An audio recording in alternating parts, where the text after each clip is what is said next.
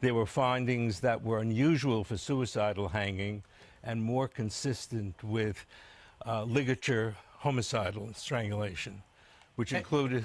And it was suggested at the time that he committed suicide by doing what? By hanging. At the time, he was found allegedly hanging by a homemade ligature of sheets. Are you saying you don't think it was suicide? I think that the evidence points toward homicide rather than suicide. Why? Because there are multiple 3 fractures in the hyoid bone, the thyroid cartilage, that are very unusual for suicide and more indicative of strangulation, homicidal strangulation. And in fact, at the time of the autopsy, the doctor doing the autopsy didn't think there was enough information to say suicide, so she put it pending further study. And then for some reason, and they want to know, the family wants to know, why was it changed from pending further study to homicide afterwards? So if you're there watching them perform this autopsy, you notice these 3 broken bones, and you believe it would be homicide. So that would mean another person would have gone into his cell, strangled him. Did he have any signs of trying to fight back? Well, they took fingernail clippings to see if there's anybody else's DNA on it, and that hasn't been released. Neither has the information about whose DNA is on the ligature. A ligature was made out of torn strips of orange sheets, and whoever made it had to have a lot of DNA on it.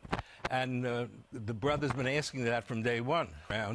And to add to it, there was a total breakdown in security. The video cameras didn't work. The guards went to sleep. What about that guy who was in the cell with him earlier, where it was suggested that that guy tried to kill him? Well, he had a new roommate now because there was suicide watch, a different roommate. But that roommate was pulled away the day or 2 before, so that there was no roommate with him, no suicide watch, no security guards, no videotapes that were working. Likely. I've never seen it in 50 years of investigating all deaths that occur in prisons in New York State. Never had 2 guards fall asleep at the same time. All the video doesn't work. And the issue would be, did somebody come in and cause his death? Well, the inmates complained that deaths were being covered up, and we have a separate board that looks into all these deaths. Dr. Bond, what I don't understand is if everybody wants the same thing, the truth, the brothers shouldn't be fighting anything. They should be interviewing you and saying, wait, tell me about what you have. Have people investigating this case prior to them ruling it a suicide contacted you? Not at all.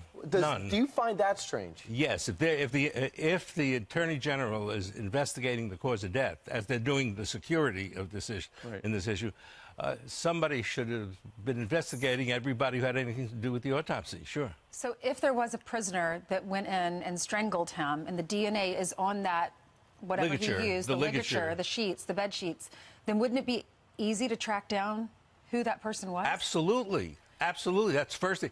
The medical examiner at the time of the first autopsy did swabs of all the clothing on him for DNA. But who had the ligature? Well, who has that information? Why isn't that being released? That's what the brother wants to know. So that's why they asked me to come here. So you're calling on the state to figure out whose DNA is on that? Not the state, unfortunately. This is a federal prison, so the state has not. The FBI usually investigates, would be investigating it, and the brother wants to know, 1, did the FBI get a hold of that ligature, and 2, it only takes a couple of days to do the DNA. What's the results? The great majority of people commit suicide give warning signs ahead. Now, one of the warning signs could have been the incident July 23rd, when he said the roommate assaulted him and the guard said it was a suicide attempt, and they should have been watching him. Sure. They didn't watch him. According to the guards, according to his lawyers at that time, he was in good mood. He was hoping that he was still waiting for a decision whether he can get out on bail. That hadn't come yet. Well, he had so many victims. I think the victims really deserve to know what happened. You're absolutely right. There are a lot of things happened, but also the brother is concerned that if he was murdered, then other people who have information might be at risk in jeopardy.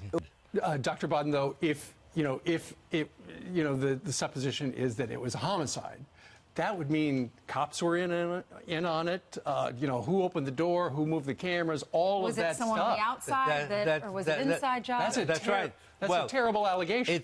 Why were the two guards asleep? In 50 years of looking at deaths in New York State, and occasionally a guard falls asleep. Never are two guards at the same time. The cell, the camera in the cell watching didn't work. The camera in the hallway to see if anybody came in and out of his cell didn't work. This is bizarre. That his roommate was taken away, so he's all by himself. Suicide watch was taken away. So yeah, the issue you bring up has to be investigated. Doesn't mean that this was a homicide, right, but certainly it deserves investigation. And the brother's concerned there is no investigation. Have you ever seen anyone that committed suicide and was hanging themselves with those 3 broken bones? No.